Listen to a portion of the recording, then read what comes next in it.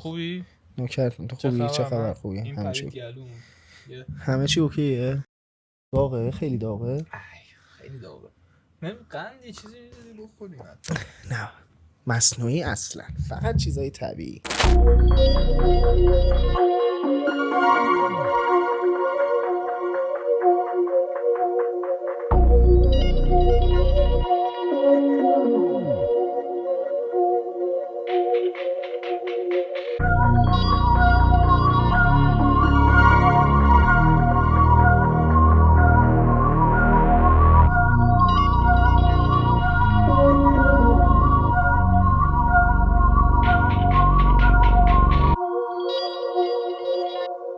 خوبی دوست خوبم؟ عزیزی چه خبر؟ موضوع امروزمون چیه؟ چرا امروز انقدر دیر شروع کردی؟ تقصیر توه دیگه. تنبلی کردی نه؟ تو تنبلی کردی. ردیفی؟ عالی. خوبی؟ چه خبر؟ امروز چی زدی؟ پا زدی؟ خب عرضم به حضورت که میخوای راجع به چی صحبت کنی؟ زندگی بعد از مرگ. میطلبه فکر کنم. فضا هم خیلی فضای روحانی و معنویه. آره. امیدوارم دوستان بعد همه هم خوششون میاد. ایشالله که جدی چرا همه خیلی دنبال اینن که ببینن بعد مرگ چی میشه؟ داداش همه میدونی؟ آره دیگه. خب به خاطر اینکه هیچ جواب مشخصی براش نداره. تنها معماییه که هنوز توسط ذهن انسان حل نشده. آره. ذهن انسان زنده در واقع. این هیچ تجربه، یعنی هیچ چیزی نیست که تو بیای بگی اینه 100%. یعنی حتی تو خوابت هم درست نمیبینی. یعنی تو خوابت هم میمیری، بیدار میشی از خواب. توجه کردی تا حالا برای پیش اومده؟ برای من پیش نیومده ولی شنیدم یعنی. آره چون ذهنت براش آماده نیست، چیزی ازش نمیدونه یا از خواب میپری. میدونی چی برای من جالبه؟ مثلا توی ذهن من چجوری من میدونی یه سری خوابای عجیب میبینم. مثلا دارم فکر میکنم که اوکی من ذهنم مرگو تشخیص نمیدونه چه اتفاقی بعدش میفته. چجوری شرک شاخدار رو تشخیص میده ذهن من که داره با آهنگ گنگستر عامل میرقصه؟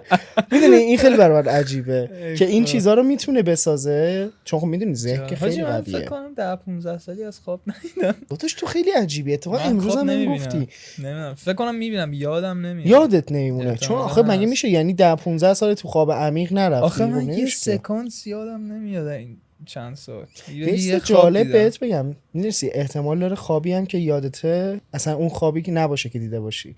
شاید همون لحظه که از خواب بیدار شدی ذهنت اون داستانو ساخته. جدا؟ باور کن. فکته؟ آره فکته. علمیه ها، نه اینکه حالا معنوی و فلسفی اینا باشه. خیلی عجیبه، خیلی باحاله. و من بعد از اون خیلی از خوابام میترسیدم. اگه یک سری خوابایی که دارم میبینم ساخته ذهن خودمه، یعنی خودم میخواد اون اتفاق بیفته. یعنی مثلا اگه خواب مرگ یکی رو میبینم و واقعی نباشه، اون خواب نباشه، خودم تو ذهنم ساخته شده. حالا خواب مثلا یکی از نزدیک خیلی دارک شد اینجا رو میخواستی برای چیزات برای ریزات خیلی فرصت طلبی. ولی که تا حالا خواب یکی از نزدیکاتو دیدی که فوت کرده باشه بیاد تو خوابت؟ آره ولی من تا حالا تو زندگی واقعی ندیده بودمش. یعنی من به دنیا اومده بودم اون مرده بود، 10 سال قبل مرده بود، 9 سال قبل مرده بود تقریبا. پس این تجربه رو داشتی؟ آره یعنی روح طرف احتمالاً چیه به نظر داستان؟ اون که خوابش رو میبینی دیجاوو تا حالا برات اتفاق افتاده؟ آره زیاد. دیجاوو رو تجربه کردی؟ منم تجربه کردم. یه موقعی یه سری از صحنه‌ها برام آشنا، یا یه سری از حتی مثلا آدمایی که میبینم انگار قبلا دیده بودمشون. خب حالا احتمال داره که ببین اینجا دو دسته میشن. یه دسته میگن احتمال داره مثلا قبلا دیده بودیش، مثلا یارو رو یادت نمونده تو خیابون جای دیده بودیش. ولی یه دسته هم مثلا میگن که احتمالاً خیلی قبلا دیدی. حالا یه چیز جالبه یعنی تو زندگی قبلیت احتمالاً این اتفاق برات افتاده. دقیقاً همین رو میخوام بگم. میدونستی وقتی تو اون آدمو میبینی و برات آشنا میاد و اون آدم کسی نیست که تو قبلا تو خیابون دیده باشی و به قول تو زندگی قبلیت دیدی، تو در واقع داری به روح اون آدم نگاه میکنی تا چهره اون آدم. میدونی چرا؟ چون وقتی تناسخ پیدا میکنی که همین چهره رو نداری. جالب. فکت. باحال. واقعا قبول داری. و تناسخ یکی از دقیقاً امکانهاییه که بعد از مرگ خیلی ها پذیراش به نظر هستن و خودت- قبولش به دارن. نظر خودت چیه؟ ببین هر واقعا چیزی- هر چیزی تناسخه، که فکر واقعا می‌کنی تناسخه. درسته. میدونی چرا؟ آخه تا چون با ذهن چند وقت من پیش آره نبودی میدونی تناسخ. چرا تا چند وقت پیش نبودم. سر چی نبودم؟ سر این بود که اطلاعات آنچنانی ازش نداشتم، فقط تا یه حدودی میدونستم و بعد اینطوری بودم که برای خودم مثال نقض عجیب غریب میساختم. مثلا با خودم میگفتم اگه تناسخ واقعی باشه یه نفر مثل سوپرمن بیاد همه رو بکشه، یا مثلا یه بمب هیروشیمایی بخوره به کل جهان و فقط یک نفر زنده بمونه. خب وقتی بمب اتمی خورد به هیروشیما دیگه نه گیاهی روش کرد نه چیزی، یعنی تو نه گیاهی دیگه تو اون زمین وجود داره یعنی رو نه کره زمین هیچی نباشه، هیچی نیست، همش خاکه. یه آدم بمونه دیگه. یه دونه آدم بمونه. خب. اتفاقا یکی از فیلم‌های تام هنگس هم هست مال سال 2023 است، خیلی هم قشنگه. اسمش رو راستش بخوام یادم نمیاد ولی تام هنگس سرچ کنید توی قسمت کستش میاره واسهتون. توی قسمت آره کستش براتون میاره. و اونو دیده بودم، اون یه نفر زنده مونده بود، بعد بر خودش ربات ساخته بود که تنها نباشه. بعد من طبق اون فکت میگفتم خب اگه یه همچین اتفاقی بیفته خب تناسخ کجاست؟ اونایی که مردن چی شدن؟ تا اینکه رفتم راجبش خوندم که فقط تناسخ ربط پیدا نمیکنه به موجودات زنده، احتمال داره به قول تو هم که گفتی تو ستاره ها دوباره بیای، توی اجرام آسمانی آره. یا حتی اجرام زیرزمینی. جلوتر راجبش صحبت میکنیم، ولی کلا روند تناسخ صعودی و نزولیه. یعنی طبق کارهایی که تو زندگیت میکنی ممکنه که تو زندگی بعدیت این روند برات صعودی باشه یا نزولی باشه. یعنی زمین تو تناسخ اینطوری در نظر گرفته میشه که خیلی پسته و جای مثلا درست درمونی نیست دیگه. ببین مثلا دریا اینطوری در نظر گرفته میشه که اگه تو زندگی بعدیت حالا مثلا یه موجود دریایی بشی خیلی بدتر از حتی زمینه. یعنی تو حتی حق نفس کشیدن رو زمین هم نداشتی. دقیقاً. آره. و مثلا پرنده ها اینا رأس این هرمن که مثلا اجرام آسمانی اینا نزدیکتر به آسمان. آره هر چقدر نزدیکتر به آسمون باشی یعنی چیزه برات که اون کماله میشه اون ستاره. آره دقیقاً هر چقدر به رأس این هرم نزدیکتر باشی که میشه آسمون و پرنده ها و اینا به کماله نزدیک. دقیقاً این نزولی سعودی که گفتی توی در واقع فرهنگ هندویسم اینطوریه که خب میدونی دیگه به تناسخ اعتقاد کامل دارن و 75%شون فکر میکنن اعتقاد به تناسخ. آره دیگه اعتقاد کامل، ولی مثلا اینطوری که سرش میجنگن تعصبی، یعنی شک ندارن. و برای اونا اینطوریه که میگن تناسخ همتراز با کارمایی که ما میگیم هر کاری کنی به در میگرده، اونا هم همینه. یعنی در از کارما ریشش از هندوها میاد که از تناسخ ساخته شده. یعنی تو اینجا هر کاری خوبی بکنی توی زندگی بعدی تو هر جسمی که باشی به اندازه اون کارهای خوبت لول جسم و زندگی تو موجودیتت بالاتره. اگرم کار بد کرده باشی که پایینتر، به قول تو دریا. راجع به این که گفتی اعتقادت چی شد یهو برگشت و اینا، هم بدونی با خودم چی فکر کردم؟ یه چیز جالب خوندم، حالا نمیدونم چقدر درسته چون خیلی بمب اتم که خورده نشده جایی. اگر بمب اتم به کل زمین بخوره و کل زمین نابود بشه موجودات دریا نابود نمیشه. جدی؟ آره. از کجا فهمیدی اینو؟ سرچ کردی؟ چت جی پی تی. آره پرسیدم. خیلی خیلی واسم سوال بود. گفتم چه چیزایی باقی میمونه؟ گفتم مثلا فکر کن یه همچین چیزی، چه چیزهایی باقی میمونه؟ بعد گفت بمب اتم هر چقدر به دریا هم ضربه بزنه به لایه‌های زیرین ضربه نمیزنه. شما میدونی که دریا 7 لایه است. آره اقیانوس 7 لایه‌اش کشف شده است، حالا شاید هم بیشتر هم باشه. خب و حتی تو لایه هفتم زیرین هم موجوداتی هستن که خیلی عجیب غریبن. و اگه مثلا کسی میخواد بدونه که چیه داستان این 7 لایه چیه، بره مگ 2 رو ببینه، فیلم جیسون استتام، که اونا مثلا میرن توی لایه هفتم بعد اصلا یه سری موجودات عجیب غریبی اونجا هستن. ببین دیدگاه از نظر علمی چی به نظرت؟ اصلا اینو نپرسم خودت به چی اعتقاد داری؟ تو از من میپرسی من نپرسم. به زندگی بعدی اعتقاد دارم. یعنی تناسخ از چه نظر؟ از نظر هندوها یا بودیسما، چون این دوتا درسته توی ردن، یعنی شاخه های یک دینن. بودیسم هم فکر کنم یه شاخه از هندوه. آره دیگه اینا هم شاخه همه، حالا ما میگیم همشون یه درختن، ولی خب هندو آخه من خیلی بودیسم نمیدونم، خیلی پیچیده است، بذار بهت بگم ولی نفهمیدم. بذار به زبون خودمونی بگم که بدونی دقیقاً اعتقادات کدومه. هندو میگه که آقا ما کارما رو انجام میدیم، یعنی کارما بهمون برمیگرده توی زندگی بعدی، هر چی خوبی کنیم بهتریم، بدی کنیم بدتریم، و این چرخه تا زمانی ادامه پیدا میکنه، یعنی هی میری توی جسمای دیگه تا میرسی به موشکا. خب موشکا یعنی روحت به آزادی و رستگاری میرسه، یعنی به اون ستاره میرسی، بعد از ستاره خارج میشی میرسی به موشکا، یعنی دیگه روح ابدی. آره. ولی بودیسم میگه این چرخه خیلی طولانی تره و طول میکشه، همینطوری میره جلو، هیچ ربطی به کارما و اینات نداره، باید بذاری این چرخه بگذره و بعد از اینکه چرخه تموم شد تو میرسی به نیروانا. در واقع اونا به تناسخ میگن، اگر اشتباه نکنم سامسار، درسته؟ فکر کنم آره سامسار اگر اشتباه نکنم، حالا الان گوشیم اینجا نیست من اسم دقیقش بگم، فکر کنم میگن سامسار، که حالا آمریکایی‌ها میگن رینکارنیشن که خب خیلی از آمریکایی‌ها و حالا انگلیسی‌ها هم بهش اعتقاد دارن. بودیسم میگه این چرخه ادامه میکنه، هیچ ربطی به خوبی و بدیات نداره، در آخر میرسی به نیروانا. هندویسم میگه نه، به خوبی بدیات احتمال داره زندگی اولت خوب باشه، زندگی دومت پست باشه، زندگی سومت پست باشه، زندگی چهارمت دوباره خوب بشه. یعنی بودیسم به کارما اعتقاد نداره دیگه. آره.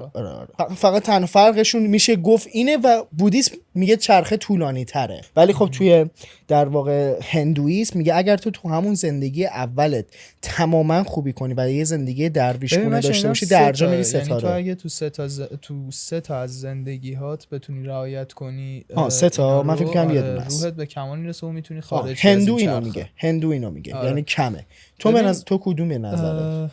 من فکر میکنم که چیزا نمیدونم حالا این عددی که میگن و اینو درسته یا نه، که اگه تو سه تا از زندگیات رعایت بکنی از چرخه آزاد میشی و اینها، ولی به زندگی‌های بعدی اعتقاد دارم. خب نه، به نظرت یه چرخه‌ایه که خیلی طولانیه و هیچ ربطی به خوبی بدیت نداره؟ قطعاً به خوبی بدیت مرتبطه. خب پس تو از اون جهت هندویی میری. بودیسم بگه که به خوبیات مرتبطه. آخه چیزی هم نگفته بود که ربط داره. اگه میگفت منطقی بود، چون هندو کاملا واضح، معلومه من چیزی که خوندم، مقاله‌ای که خوندم نوشته بود که آره مشخصا و مستقیما با کارما و کارهایی که میکنی مرتبطه، ولی بودی اینو ننوشته بود. بودی جون ببین من نمیدونم، ولی به زندگی‌های بعدی اعتقاد دارم. حالا نمیدونم نمیدونی کدومه، اصلا نمیشه با چیز گفت قطعیت که قطعا نمیشه مثلا گفت. اگر نظر علمی بخوای بگی که مثلا تکذیب نمیکنه ولی تاییدم نمیکنه، ولی فکر میکنم که ممکن شاید الان مثلا به اون درجه نرسیده که بخواد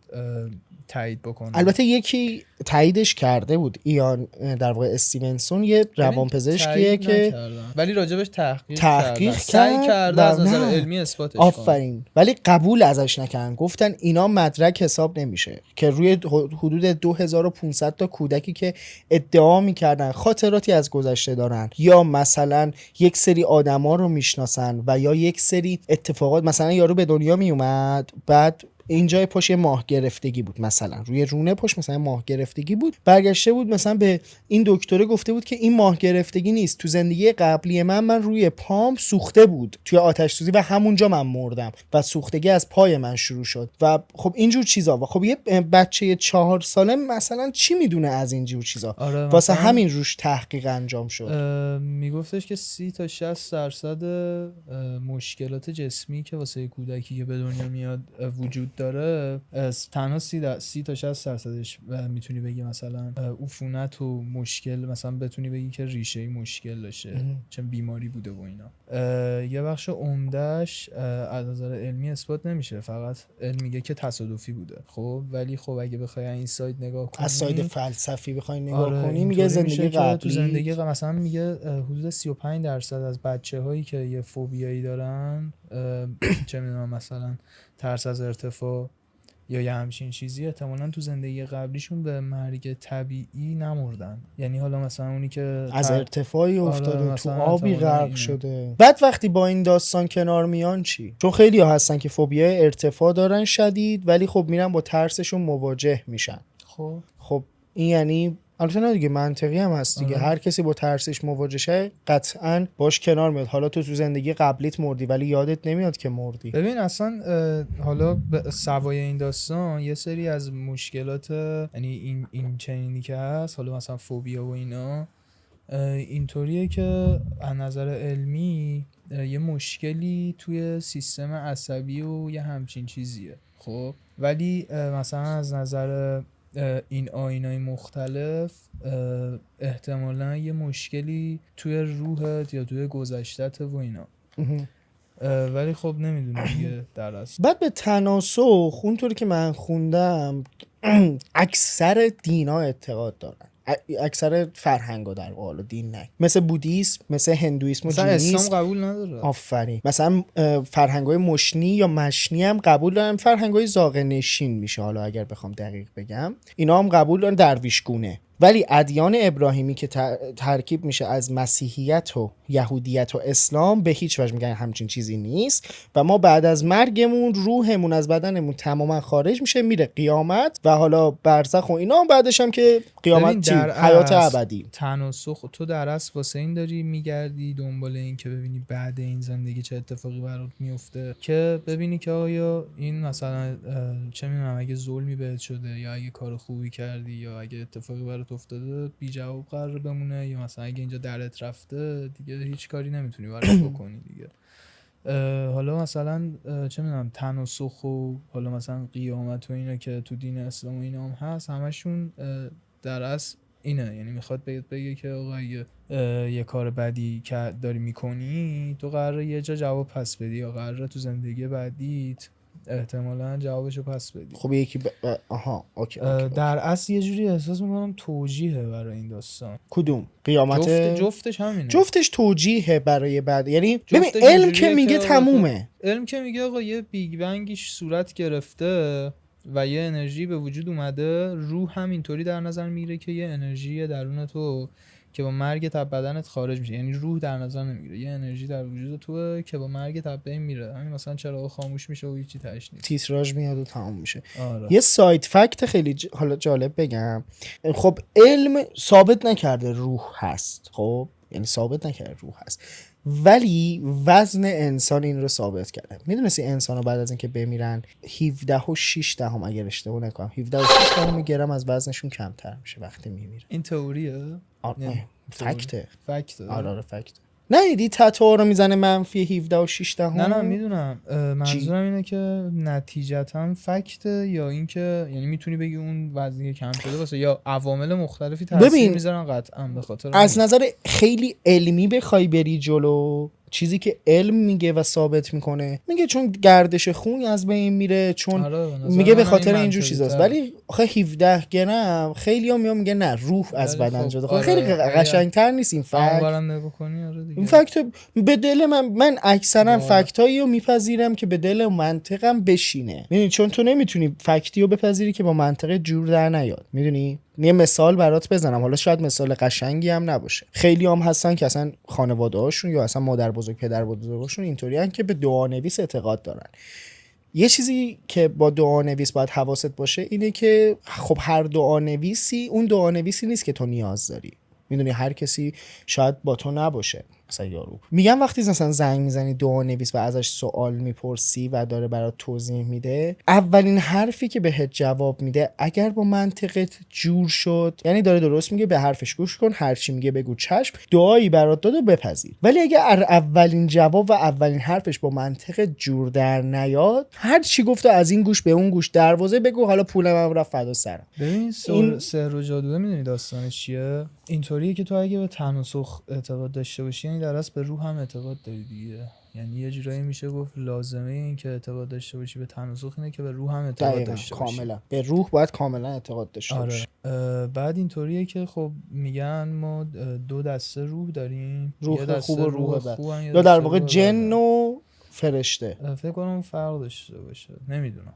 جن خوب جن بد. آره میگن که آدم باید واسه هر دوتاش، یعنی واسه زندگی، واسه جلب رضایت جفتش باید تلاش کنی. واسه روح خوبه که باید کارایی که میدونی دیگه خیلی روتینه، مثلا چه میدونم صدقه بدی و این کارا واسه به بقیه کمک کنی، رضایت روح بدن باید چیز بکنی، با بدی همین کنی. سحر و نه با همین سحر و جادو و دعا و اینجور چیزا رضایت اونم بتونی جلب کنی. ببین کلا تو اعتقاد انسانای داری؟ نخستی میدونی چجوری بودن؟ یه نمیدونم مکتبی میشه گفت یا چی، یه مکتب به اسم آنیمیسم وجود داشت که وجود داره فکر کنم چی؟ هنوزم توی یه سری آنیمیسم. خب فکر کنم تو آفریقا هنوز یه سری از قبایل اعتقاد دارن به این قضیه. خب اینطوریه که چون خب میدونی نمیتونستن فرق واقعیت و رویا و اینجور چیزها رو از هم تفکیک کنن، به خاطر همین واسه هر اتفاقی که میافتاده و نمیتونستن دلیلش رو پیدا کنن یا از نظر خودشون غیر منطقی بوده، مثلا چه میدونم بلاهای طبیعی، مثلا حرکت ابرا، چون نمیدونستن دلیلش چیه، به خاطر همین واسه هر چیزی که دلیلش رو پیدا نمیکردن روح در نظر میگرفتن. یعنی مثلا بهمن میومد آره. میگفتن روحه از اون بالا زده اینا رو مثلا اگه ریخته. تو غار بودن یا سنگای غار میریخت رو سرشون میگفتن روحه، چون مثلا نمیدونستن زمین لرزه چیه و فلان چیه و اینا. خب این یه همچین چیزی بوده. خب یعنی حالا احتمال داره تا سالهای آینده مثلا تناسخ و اینا هم به علمش برسن که حالا یا هست یا نیست. آره ممکنه علمه بتونه یه جایی اثبات کنه، شاید الان شاید هم اصلا کلا علمه بیاد بررسی کنه ببینه که اصلا یه چیز دیگه ای وجود داره، کلا این قضیه منتفیه. خب یه چیزی جالبه بگم، خب اینو که هممون میدونیم که علم یه روزی به جایی میرسه که هیچ انسانی نمیمیره.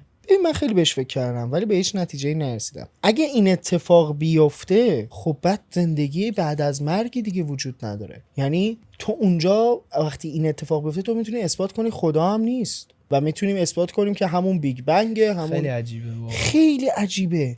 تا حالا شده بهش فکر کنی که خب ببین الان خب مثلا ایلان ماسک داره وقتی زندگی تو مریخ میسازه، خب توی مریخ وقتی زندگی کنی عمرت طولانی تره، یعنی نسبت به مثلا اگه توی جهان که الان ما هستیم کره زمین یک انسان فوق العاده سالم 110 سال عمر میکنه مثلا، حالا نه 101-2 ساله، حالا مثلا میگیم 110 سال عمر میکنه، مربوط به زمان دیگه، مثلا فیلم اینترستلار دیگه تقریبا. آره ولی نه اونقدر دیگه که مثلا تو جزیره میلر هر 1 ساعت 7 سال باشه، جزیره تو سیاره میلر. بعد آره مثلا اونجا عمرت میشه به جای 110 سال میشه 150 سال. خب این خودش یعنی عقب انداختن مرگ. حالا تو فکر کن از جوونیت بری اونجا و کل بدنت آداپته اونجا شه، خب قطعا بیشتر هم زنده میمونی و خب یهو دیگه تموم میشه. یعنی یهو به یه جا میرسیم و هیچکی نمیمیره و فقط میان یه بلاهای طبیعی میسازن برای کم کردن جمعیت مثل کرونا. ببین در نهایت تو نمیتونی، یعنی من نظرم عمر ما قد نمیده که بفهمیم تهش چه اتفاقی ممکنه بیفته. بعید نیست عمرمون قد بده، سرعت علم خیلی سریع شده، خیلی سریعه ولی شاید هم نده، شاید به بچهای من و تو ولی شاید برسه. ببین نمیدونم ولی خب اینطوریه که به نظر من یه چیزی باید بذاری تو زندگی. آره یه چیزی رو باید قبول نمیشه که مثلا هیچ ببین واسه هر کی شخصی سازی میشه دیگه، یکی خدا رو قبول داره، یکی تن و سخن رو قبول داره، یکی کلا انرژی، یکی طبیعت. خب تن و سخن هم باشه میتونیم بگیم خب مربوط به خدا آره دیگه کلن. آره چون ایده اولیه تناسخ اینه که به اندازه ستارگان خدا روح ساخت. آره این نظریه افلاطون میگه میگه که وقتی خود جهان داره به وجود میاره به تعداد همین ستارگان روح میسازه، به همشون شرایط دنیا رو نشون میده و همشون امکانات یک شکلی دارن. حالا اینکه بتونه یک روح به اون چیز برسه، به اون کماله برسه دیگه، اینه کماله میشه ستاره، کماله میشه برگشتن به اون روح جاودان و روح اصلی، یعنی همون موشا و نیروانا و اینا. ببین اینطوریه که رسیدن به چی؟ دنیای دیگه، به دنیای ارواح دیگه. ببین اینطوریه که مثالش خیلی باحاله، من اینو یه جا خوندم. یه اقیانوس در نظر میگیری که یه سنگی وقتی میندازی توی اقیانوس یه سری قطره‌های آب و اینا ازش جدا میشن میان بالا. خب برگشت روح به اون روح اصلی هم مثل همین برگشت این قطره‌ها به اقیانوس. آره دیگه میاد بالا میره آره مثل همین قضیه چیز دیگه. خب روح جاودان و روح اصلی. پس یعنی تا ابد تو اون اقیانوسه میمونی. آره دیگه برمیگردی. ببین همینه دیگه، در از تهش هم بهش جهنم این اتفاق میفته دیگه. اگه حالا توی علم از نظر علمی دریا وقتی آفتاب زیاد بهش بخوره یه سری قطره ها بخار میشن میرن بالا، آره که میشه اینم ادامه این مثال برای تناسخ به نظرم خیلی منطقی میاد. ولی تو فکر کن به کمال رسیدی، ستاره شدی، خب که چی میخوای بشینی از اون بالا مردم رو نگاه کن؟ واقعا حوصله‌ت هم چیکار کنی اون بالا؟ اگه این کماله، واقعا من کمال رو ترجیح میدم خر باشم این ور شم، قاطر باشم. بله دور از جون ترجیح میدم عبدالله رو بالا پایین کنی. سخته یه سیاره میشه زندگی تو میکنی آدم فضایی. والا دیگه حاجی تو قبول داری به زندگی‌های چیز احتمال داره یه سری موجودات دیگه زندگی کرده باشن؟ قطعا اینجا زندگی کرد، اصلا هر جا، رو هر سیاره. آره مثل آدم فضایی. آره بابا یه سری چیزا اصلا طبیعی نیست. شما بسنج. ببین یه چیزی بهت بگم، اینم باحاله. میگن تو احتمالش هست که بتونی زندگی‌های قبلی تو به یاد بیاری اگر هیپنوتیزم شی. اینو بگم، افلاطون نظریه افلاطونو که بهت گفتم که گفتم چیه داستانو، مثلا روح. آره همه چی رو خدا اون تایمی که این روح‌ها رو خلق کرده همه چی رو نشون داده به این روح‌ها و همه چی رو یاد داده به این روح‌ها. یعنی امکان نداره هیچ چیزی بلد نباشن. تو اگه اینجا یه چیزی تو زندگی داری کشف میکنی یا یه چیزی داری یاد میگیری، خدا بهت نشون داده. در اصل اینو بلد بودی، فقط الان داره یادت میاد. تو این زندگیایی که قبلا داشتی فراموش کردی و الان داره یادت میاد. شاید این تکنولوژی و امکاناتی که مثلا داره کشف میشه و چیزای مختلفی که داره بهش دسترسی پیدا میکنن آدمای مختلف، اینجوری باشه که قبلا مثلا به اون درجه کم مثلا انیشتین و اینا احتمالاً رسیده، یا مثلا پای تخته یک براش نمیشه ای مساوی MC2 فلان، یا مثلا این سیبه که خورده تو سر نیوتن بود یا جاذبه رو کشف کرده. جالب نیست؟ از نظر تو عجیب نیست؟ عجیبه ولی جالبه. و آره به قول تو خیلی منطقی هم هست. اگر منطقی که باحاله به نظرم. منطقیه دیگه. چیزی که منطقیه باحال، چیزی که باحاله منطقیه.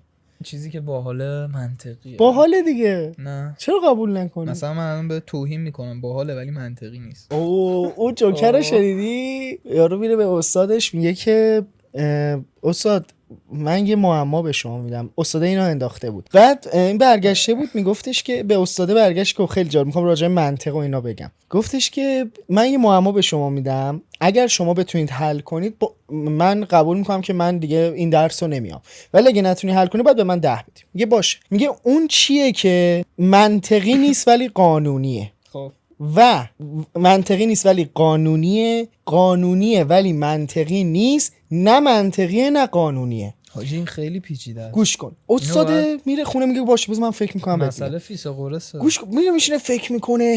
استاد خیلی خفنی هم بوده. میشینه فکر میکنه به این استاد به اون استاد، زنگ میزنه میپرسه پیدا نمیکنه، نمیفهمه.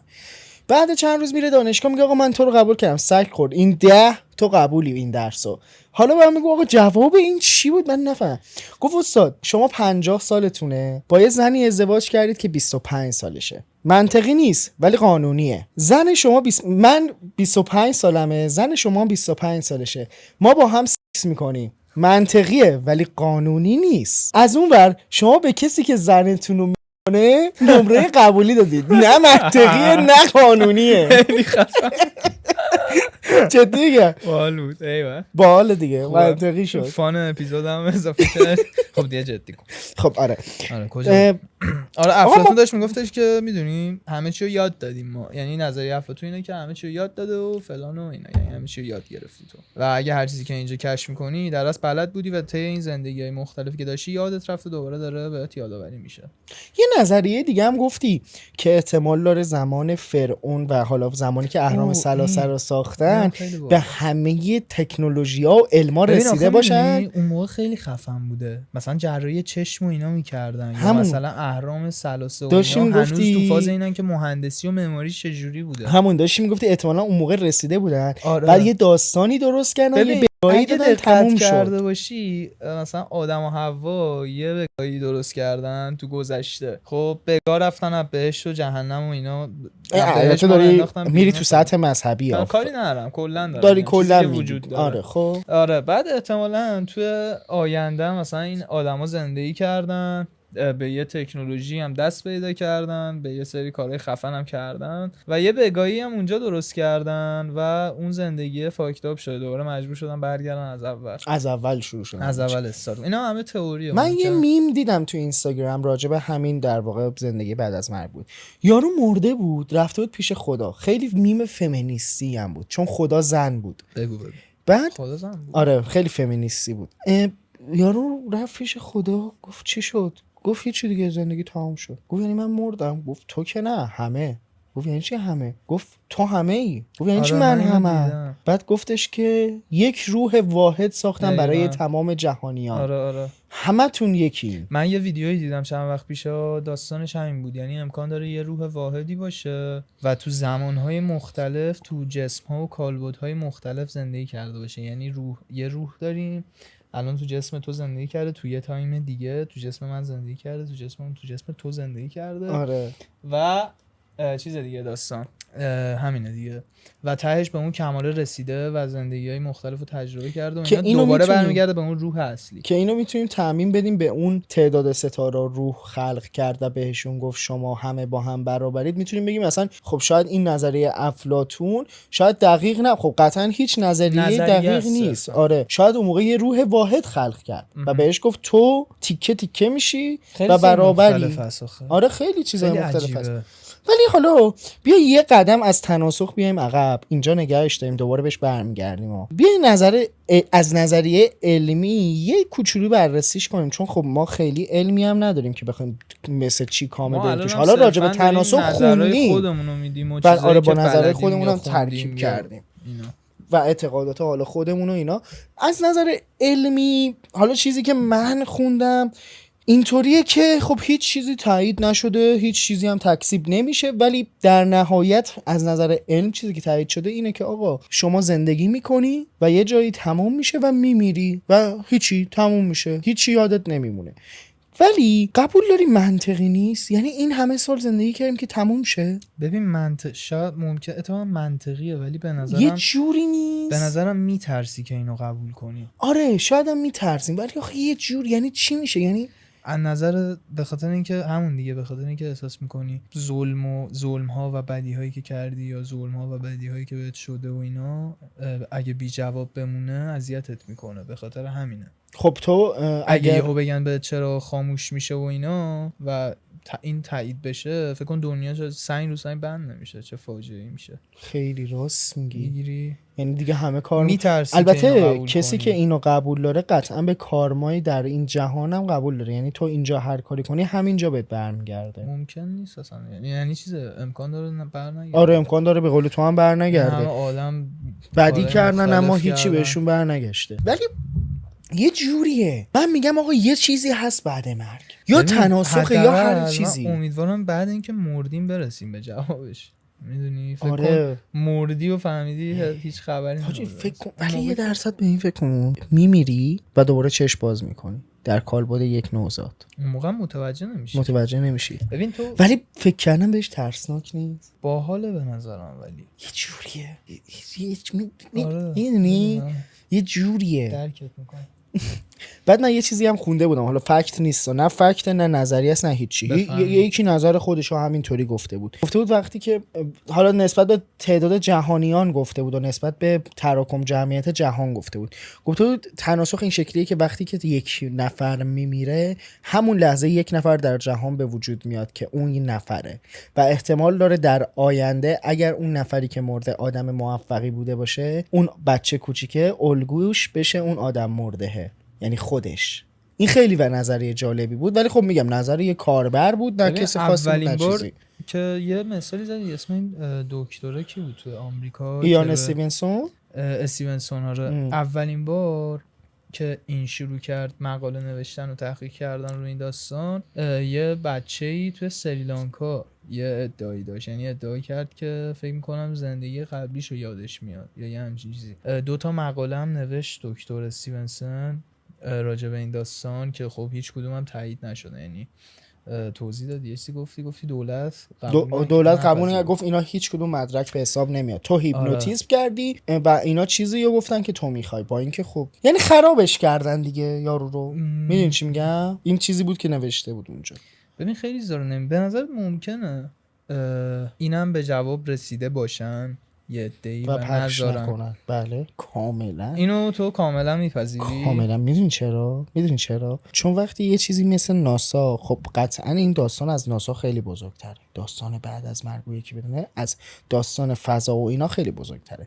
وقتی ناسا میاد اطلاعاتی که امروز پخش میکنه به عنوان اطلاعات روز و لایو برای 15 سال پیشه، و این تایید شده است، این حرفی که دارم میزنم یعنی اطلاعات 15 سال پیشو داره ناسا به ما میده. ببین به نظر منم خیلی چیزا هست که تعیین تکلیف شده و مشخصه و ما نمیدونیم. کی نمیذاره ما بدونیم؟ کی نمیذاره؟ عاطفه. چی نه؟ میام میذارن.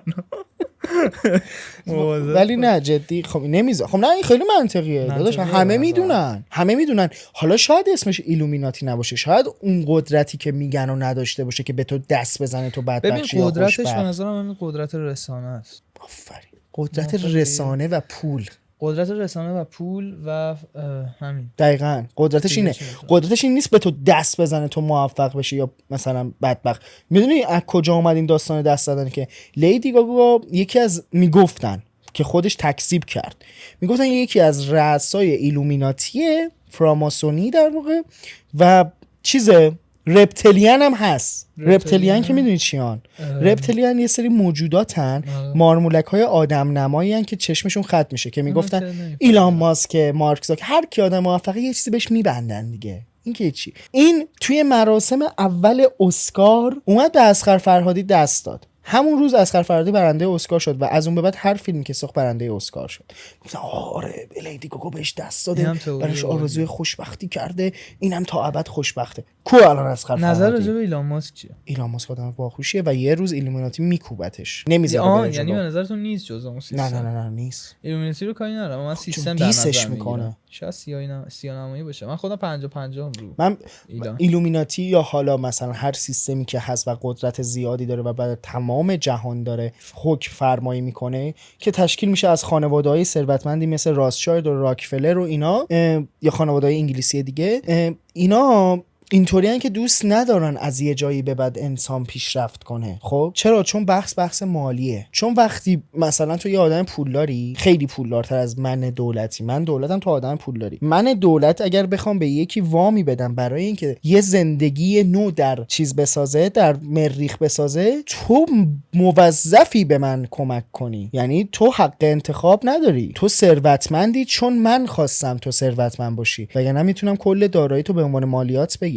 تو ثروتمندی چون من خواستم، پس تو باید به من کمک کنی. از این نظر از یه جایی به بعد به نظر من، این نظر شخصیمه، هر کی میتونه نظر شخصی داشته باشه، نمیخواد این اتفاق بیفته و یک روزی ایلان ماسک رو میزنن زمین. چون ایلان ماسک با ذهن خلاق و حالا ایده هایی که داره زندگی و جهتش رو تغییر میده. ماشینای خودکار، گوشیایی که به هیچ نیاز ندارن، یا زندگی در مریخ. تهدیدی نباشه برای این داستان، مشکلی نداره. تهدیده یه جورایی.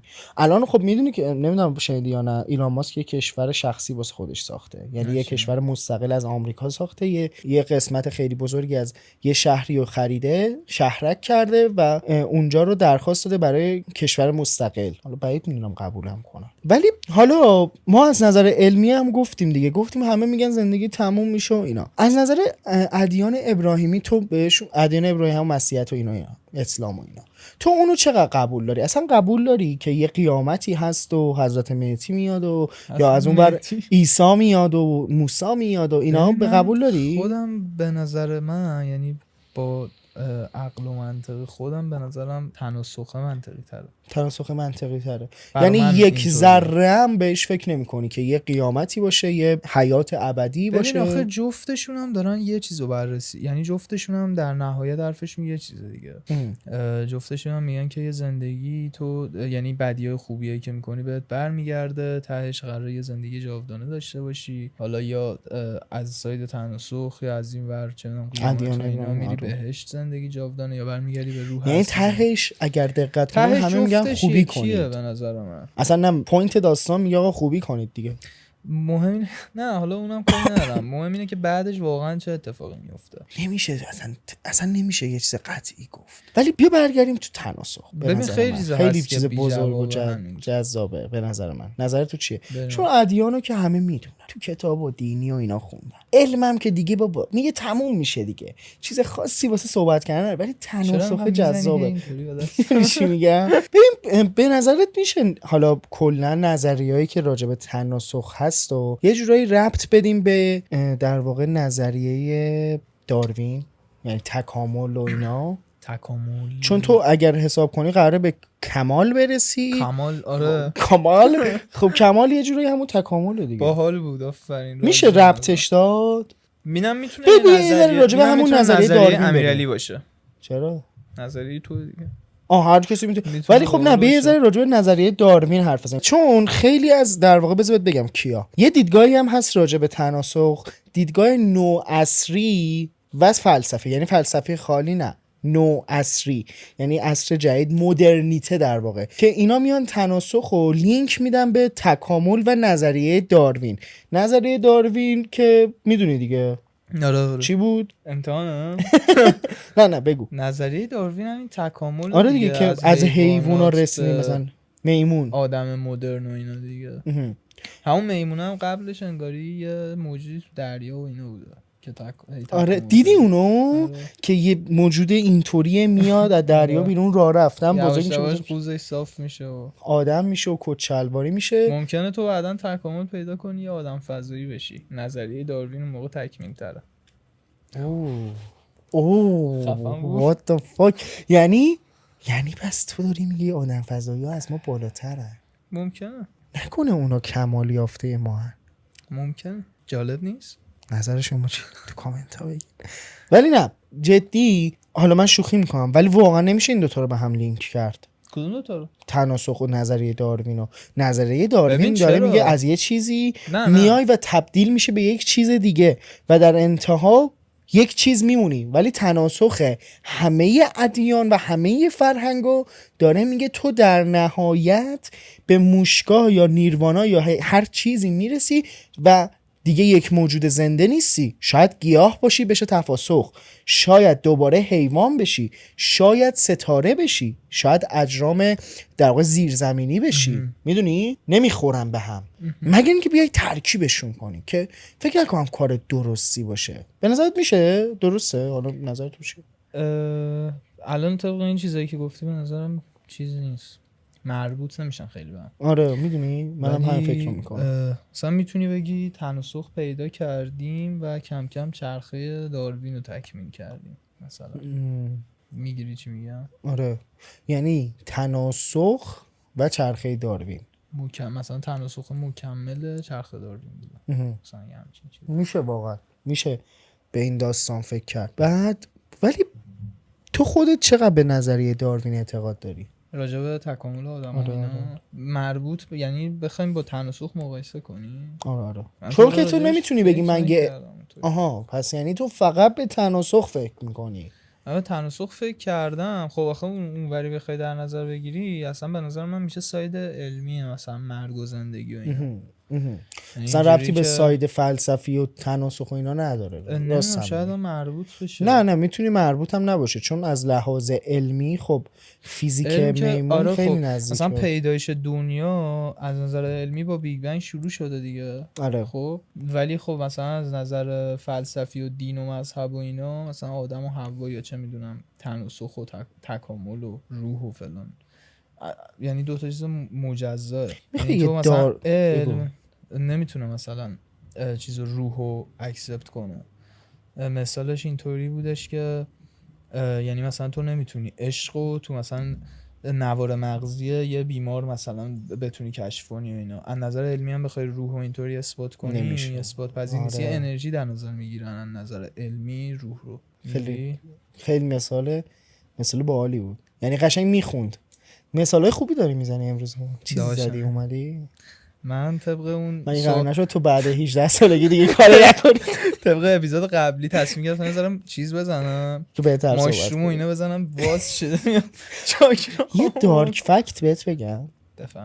ما داریم میگیم روحو نمیتونن اثبات کنن. مدرکی نمیتونه نیست. اثبات علم نمیتونه اثبات کنه. شاید ما هم داریم اثبات میگیم بکنه. تناسخ رو نمیتونن اثبات کنن چون شاید علم هم اثبات نمیتونه. بکنه سال بعدها دیگه الان نمیتونن. چجوری بیگ بنگ رو اثبات کردن؟ جان چجوری بیگ بنگ رو اثبات کردن؟ بیگ بنگ هم نمیتونه به کشف شده و اثبات شده، مگه اثباتش اینه؟ اثباتش رو استیون هاکینگ زد دیگه. نمیدونم، ببین خب بذار من بهت اطلاعی بگم. ندارم. ببین از نظر شخصی بگو که ببین من سرچ. سرچ کردم. آره سرچ کردم و سوال پرسیدم بگو. اکی داداشم چت جی پی تی و داره برام مینویسه و حالا براتون الان میخونم، ولی نظر شخصی ما اول بگم بعد تو هم نظر شخصی تو بگو. داستان برمیگرده به همینی که یک سری چیزها رو میدونن و نمیخوان مردم بدونن و میان مثلا فقط فعلا بیگ بنگ رو میگن و به قول خودت که گفتی شاید کشف کنن، شاید کشف کردن و نمیگن. ببین من چون به قول تو دنیا به هم میریزه. توی مثلا توی شیمی نمیدونم چندم دهم، توی شیمی دهم بود فکر کنم، این یه توضیحاتی داد راجع به تو بیگ فصل بنگ. اولش. شیمی آره 11 میگفت بود. فکر نمیدونم حالا چی بود، ولی میگفتش که مثلا الکترون و پروتون تو مرکز یه هسته‌ای با هم واکنش نشون دادن، یه انفجار بزرگی شکل گرفته و این انرژی آزاد شده، دنیا شکل گرفته و اینا. واسه هم اثبات مدرک نیست. اگه فقط به این چیزا مدرک یعنی چی باشه مثلا؟ خب چرا حرف استیونسن رو قبول نکردن؟ میدونی من دارم اینو میگم که انگار نمیخوان یه سری چیزا کشف بشه، یه سری قدرت ها نمیخوان یک سری چیزا کشف بشه. اون که هست قطعا، تو خودت باید اون و واقعا به نظر من به یه ذره بحث میخوام دور کنیم داستانو و یه ساید فکت بگم بعد دوباره برمیگردیم به بحث. واقعا ما هممون تو ماتریکسیم و این ماتریکس نمیذاره ما به یک سری چیزها همین برسیم. تناسخ هم که تبدیل میشیم، من تو ذهن خودم داشتم راجعش فکر میکنم، اینم خیلی شبیه ماتریکسه. دقیقاً همین تناسخه تا موقعی که تو بتونی از این چرخ رهایی پیدا کنی ماتریکس عملا دیگه. آره دیگه چون همش اینجای دیگه. آره تا یعنی وقتی که ولی بتونی یه از سری کالبد موجودات جسمانی دیگه ما رو خارج دارن بشی. چیز آره. میکنن و یعنی کنترل میکنن. تو اگر بخوایم تناسخ به ماتریکس ربط بدیم این یعنی اینکه یه سری موجودات دیگه دارن ما رو کنترل میکنن مثل آدم من فضایی. نظر چرخه و اینا گفتم. آره دقیقاً میشه گفت تو موقعی که ماتریکس. نتونی بزنی بیرون. آخه خب ببین رو دست راست هممون یه خاله، رو ساعد دست راستم ببین دیگه دارن داداش، خب منم دارم. دارن. خال یک چیز منحصر به فرده، قطعا تو که تجربی بودی اینو میدونی. خال یک چیز منحصر به فرده. چرا همه انسان‌ها باید روی دست راستشون دقیقاً روی ساعدشون خال داشته باشن؟ الان یکی میاد کامنت میذاره من ندارم. جواب اونو میخوای چی بدی؟ اون دنیا میخوای به این آدم چی بگی؟ گمراهش کردی. راست دیدی؟ راست. اگر ندارید تو کامنت ها بنویسید، اگر دارید بنویسید ماتریکس. خب دور نشیم، بیگ بنگ رو ببینیم این راجع به اثباتش چی گفته.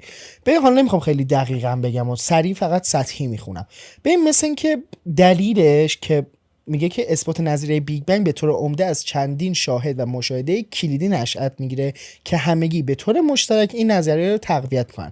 حالا این مشاهده کلیدی و در واقع شاهدا چیه؟ یکیش انبساط جهانه، یکیش تابش زمینه کیهانیه، یکیش فراوانی عناصر سبک ساختار بزرگ مقیاس جهان که خب خیلی علمی میشه. ولی خب حالا مثلا انبساط جهان رو بگم، میگه در سال 1929 ادوین هابل کشف کرد که کهکشان‌ها در حال دور شدن از یکدیگر هستن که نشان دهنده انبساط جهان است.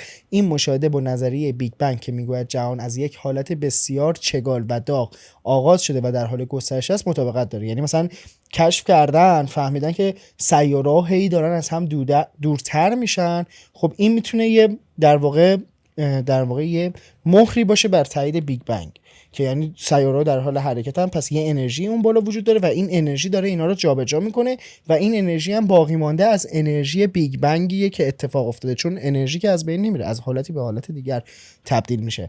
قانون پایستگی انرژی. حالا مثلا بخوام مثلا میایم توی ساختار بزرگ مقیاس جهان، آخرین عاملش هم میخونم دیگه، اون دو تا دیگر رو نمیخونیم. میگه مشاهدات مختلف نشان میدهد که جهان در مقیاس‌های بزرگ یک نواخت است، اما دارای ساختارهای مانند کهکشان‌ها و خوشه‌های کهکشانی است. این ساختارها با مدل‌های نظریه بیگ بنگ و رشد ساختارهای کیهانی توضیح داده می‌شوند. میدونی یعنی چی؟ یعنی میگه بزرگی جهان و گسترده بودن جهان رو داره ربط میده به بیگ بنگ. بیگ بنگ اتفاق افتاد، کلی در واقع سنگ‌های عجیب غریبی به وجود اومد، این سنگ‌ها بعداً تکامل یافتن، به سیاره تبدیل شدن و این اتفاق افتاد. و اینم داره بهش ربط میده. ولی همه اینا نظریه است، چون تو اونجا نبودی، من اونجا مثلا من تو فکر کن اگر کاشف بیگ بنگ بودیم، ما که اونجا نبودیم. ببین اینا اثبات، یعنی میتونن اثبات کنن اینو. اثبات ولی علمی دیگه. آره دیگه بدون مدرک میشه اینو میشه اثبات که میتونی راجعش بخونی و اثباتش رو بخونی و متوجه بشی چی بوده داستان. پس یعنی تو میگی تو ماتریکس نیستی؟ هستی. عجیبه. ولی آره قطعا از نظر من یه روزی میرسه که اثبات میشه که بعد از مرگ چه اتفاقی دقیقاً میفته. ببین الان هم آدمایی که تجربه‌های نزدیک به مرگ داشتن و اینا NDE ها، آره اینا هم هستن دیگه. میدونی هر کدومشون که برمیگردن از مرگ یه سری چیزا میگن، یه سری اون رو اطلاعات قبول میدن. داری؟ من خیلی راجعش نخوندم، یعنی ندیدی تا حالا؟ حتی چیزاش هم یعنی مصاحبه‌هاشون هم نشستم بخونم، چیز نبوده. اکثرا میدونی جالب منبع موثقی پیدا نکردم بعدش. آره دقیقاً. خیلی عجیبه. مثلا یه برنامه از توی شبکه 4 نمیدونم اسمش بازمانده است چیه، حالا تنها برنامه‌ای که شبکه 4 رو دوباره بولد کرده. یه سری آدم میان حالا طی یه تصادفی رفتن کما و برگشتن. ببین علم اثبات کرده که شما وقتی میری کما، از نوار مغزی هم اثبات کرده، شما وقتی میری کما و برمیگردی چیزی از اون لحظه ها یادت نمیاد. و اینا میان میگن که ما تصادف کردیم رفتیم کما و من اون لحظه وقتی که تصادف کردم یهو روح از ماشین اومد بیرون، از بالا داشتم خودمو میدیدم. اینطوری میگن؟ آره بابا. البته شاید من مصاحبه‌های بدی دیدم، خب بالاخره شبکه 4 قطعا شاید اگر تو یوتیوب میدیدم بهتر آره بود. مثلا یه چیز خارجی بود منبع بهتر خارجی بود. آره. بالاتر بود. البته من یه مقاله خوندم، حالا جزئی شبکه 4 و اینا، من یه مقاله راجبه یکی که توی در واقع ویرجینیای آمریکا بوده و یه تجربه نزدیک به مرگ داشته خوندم، خیلی جالب بود. اسم یارو دنیل بریکلیه. بذار دقیق واسه تاریخ اتفاق و اینا رو بخونم. ببین دنیل بریکلی جورجیای آمریکا، توی جورجیای آمریکا سال 1975 یه سائقه بهش زد که مستقیم خورد به خودش مثل اینکه و ایست قلبی کرد.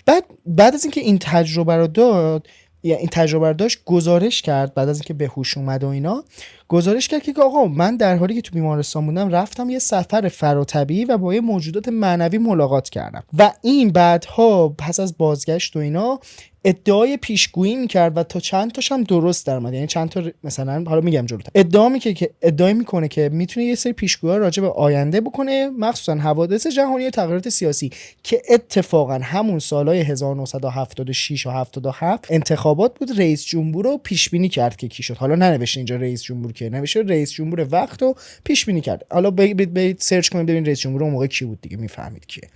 بعد همچنین دیدگاه و شخصیتش عوض شده بود. یعنی وقتی برگشته بود خانواده‌اش میگفتن که اصلا این یه آدم دیگه ای شده. میدونی یاد چی افتادم؟ چی؟ یه دونم حالا وسط بحث جدی یه دونه چیز بود، بچه بودیم فکر کنم، ندیدی تو نه؟ سیاحت غرب.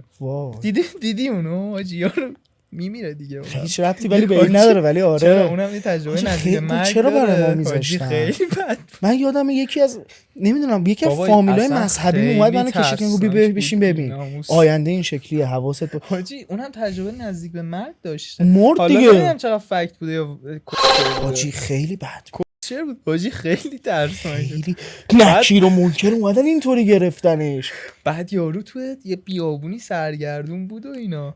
اون میشه از دیدگاه دین اسلام که میری تو برزخ و اینا.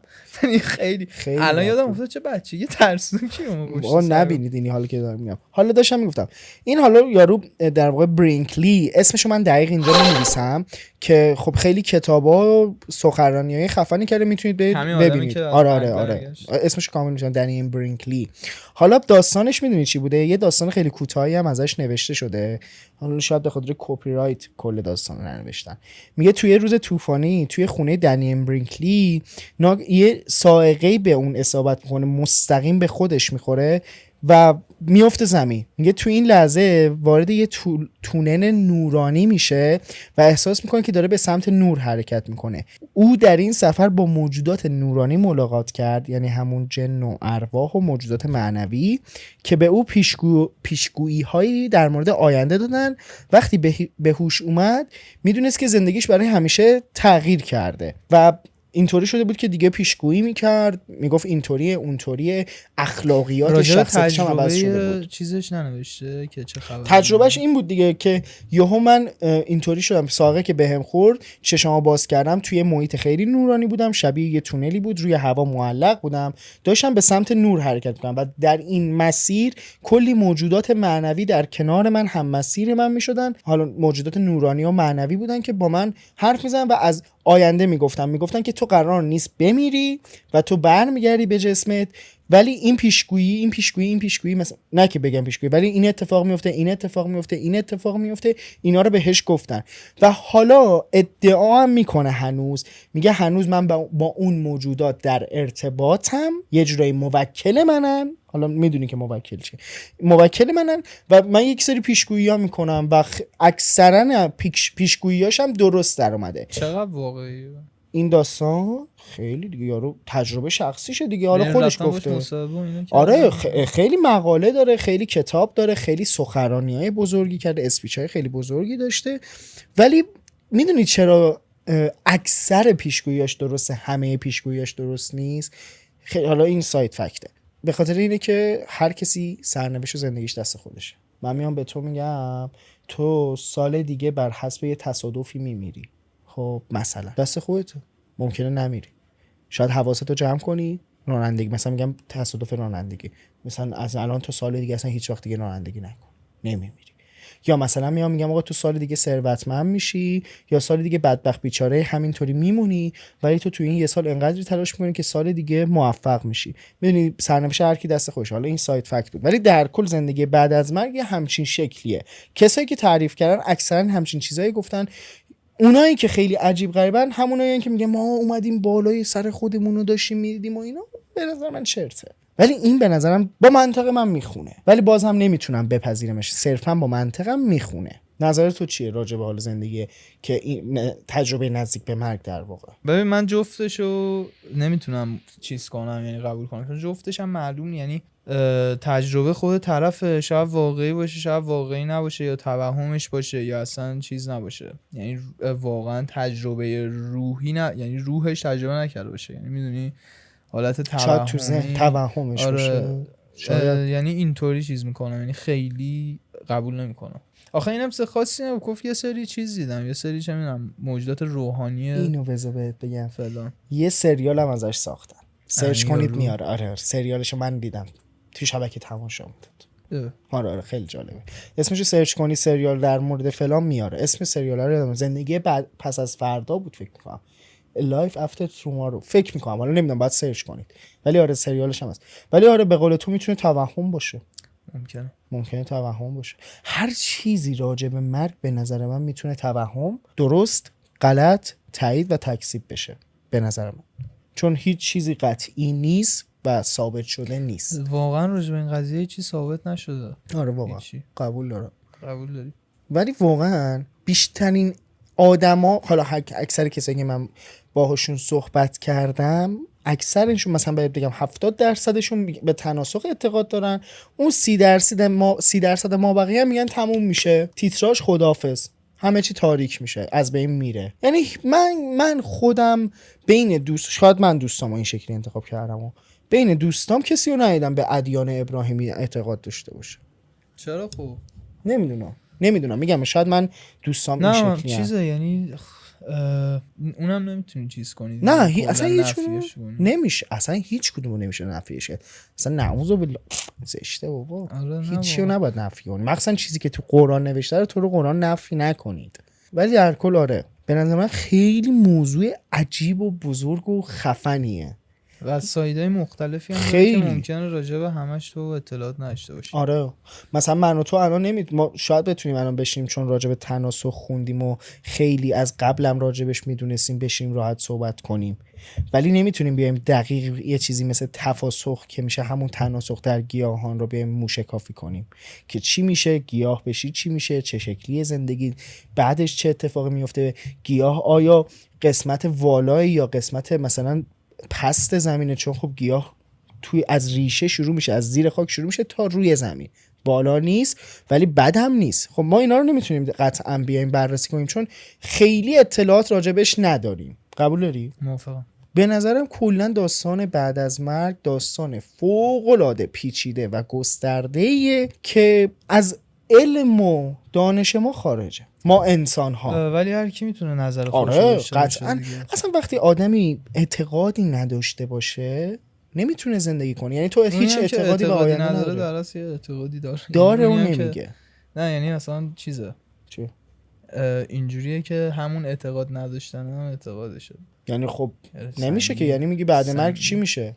یعنی تو یا باید بگی تموم میشه یا باید بگی میرم بهش یا باید بگی تناسخ میشه دیگه. شاید چیزای دیگه هم هست که نمیدونیم. آره شاید به قول تو چیزای دیگه هم هست که ما نمیدونیم. شاید هم خیلی مثلا ولی چیزای هر عجیبی کسی یه نیستن، چیزی ولی خب برای خودش نشنیدیم. داره دیگه. اگرم بگه من ندارم ته ذهنش یه چیزی برای خودش داره. نمیشه کسی نداشته باشه. نمیشه. ببین بالاخره از اول که انسان زندگی کرده تا همین الان که انسان مدرن رو زندگی میکنه همیشه دنبال جواب این سوال بوده و همیشه هم خواهد بود تا زمانی که ثابت شه. آره که بعد از مرگ چه اتفاقی میفته یا اصلا چرا الان داره تو این دنیا زندگی میکنه، هدفش از این زندگی که الان داره و اینا چیه. همیشه این سوال همراه انسان بوده. حالا انسان نخستین و اینا نمیتونسته دلیلی بیاره براش یا خب اون موقع اون چیزو نداشته، توانایی رو نداشته که اونا اصلا اینقدر احمق بودن فکر کنم خودشونو میکشتن ببینن چی میشه. اتفاقا توی یه قبیله فکر می‌کنم تو استرالیا اینطوری بودش که به آنیمیسم خیلی معتقد بودن، یعنی ریشش فکر میکنم از یه قبیله تو استرالیا بوده که نوزادا رو دفن میکردن، نوزادی که به دنیا میومد، به خاطر اینکه اعتقاد داشتن به اینکه روح اجدادشون توی یه جسم دیگه دوباره برمیگرده و میخواستن این روح رو از جسم آزاد کنن. میگرفتش میگن اونا دیگه خیلی اعتقاد سگی داشتن. هنوزم توی آفریقا هستن، یعنی اونایی که هست. هنوز به شکل قدیمی زندگی میکنن. آنیمیسم هنوز هستش. آره. آنیمیسم یعنی این که تو واسه هر چیزی روح در نظر بگیری، واسه هر چیزی که وجود داره، مثل نیاندرتالا دیگه. دقیقاً مثل همون انسان‌های اولیه. یعنی آره. شاید زندگیت کاملا شبیهشون نباشه ولی ذهنیتت شبیهشونه. سوس ماسپلیس. شماره من تو دیسکریپشن قرار میگیره اگر سوالی ایشون پیشگو و دعانویس هستن. اصلا دلیل این که ما راجع به این پادکست شروع کردیم، راجع به این موضوع حرف زدیم تو پادکست، به خاطر که ایشون رو معرفی کنیم. ابجد حوزه درست دارم میگم استاد چی هستن آقا سید. ولی شماره منو بذار تو دیسکریپشن دوستان اگر سوالی داشتن 17 اگه سوالی داشتن حالا میتونم بپرسن با من در ارتباط باشن. ولی در کل پادکست جالبی بود و من خیلی لذت بردم و قطعا بقیه هم لذت بردن. داری تهیه میکنی برای مخاطبای کوچیکتون. فدایتون. خیلی آقایی پشت تخلیه حساب نوکرم. خیلی خوش گذشت. دمتون گرم تا دمتون گرم تا اینجا پادکست همراه ما بودین. یادتون نره که حمایت لازم از ما بکنید، سابسکرایب چنل و لایک ویدیو، زنگوله یادتون نره. توی کامنت ها هم سوالاتون رو ازمون بپرسید. پیج اینستاگرام هم فراموش نشه. همین. خداحافظ.